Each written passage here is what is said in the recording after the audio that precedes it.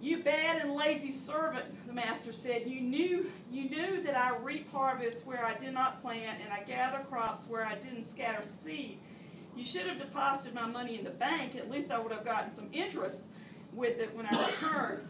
So take the money away from that one and give it to someone else, the one who has 10 coins. For to every person who has something, even more will be given, and he will have more than enough. But to the person who has nothing, even the little bit that he has will be taken away from him.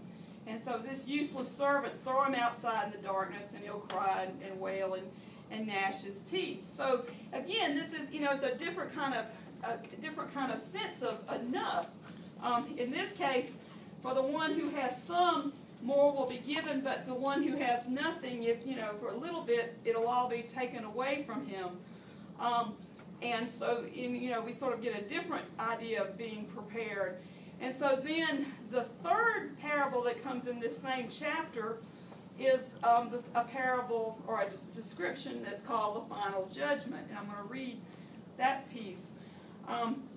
When the Son of Man comes as king and all the angels with him, he will sit on his throne, and the people of all the nations will be gathered before him.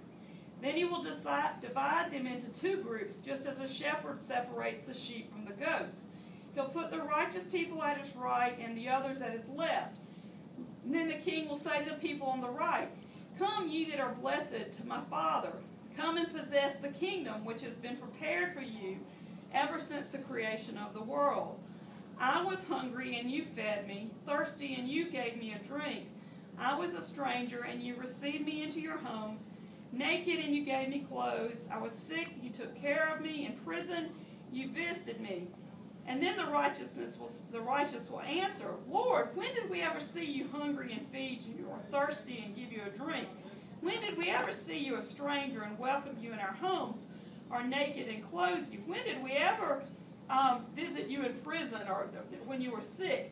And the king will reply, "I tell you, whenever you did this for one of the least important of these brothers of mine, you did it for me." And then he will say to those on the left, "Away from me, you who are under God's curse, away to the eternal fire that has been prepared for the devil and his angels. I was hungry, but you would not feed me, thirsty, but you would not give me a drink. I was a stranger, but you would not welcome me in your homes, naked, but you would not clothe me, sick and in prison, but you would not take care of me." And then they'll answer, "When did we ever see this and not do this?" And the king would reply, "I tell you, when you refuse to help one of the least important of these, you refuse to help me." And then those would be sent off to eternal punishment. So in this third piece, it's a totally different concept of enough and preparation, because the emphasis is on doing for the least of these. But I also thought it was interesting to notice that as he's receiving the righteous, he tells them, "Possess the kingdom which has been prepared for you ever since the creation of the world." Everything that happens in life is a part of God's plan, and God's plan is about love and justice. Now, in the case of that, what does that mean when evil happens? I don't think that it means that evil is part of God's will. I don't believe that. And I also don't really believe in predestination, that there are some people created who are going to be bound for salvation, and there are other people created who are going to be bound for damnation. To me, that would be like saying God created some things that were less than in his image, when we know that the plan was everything was created within his image. When I was a kid, stuff like this would scare me.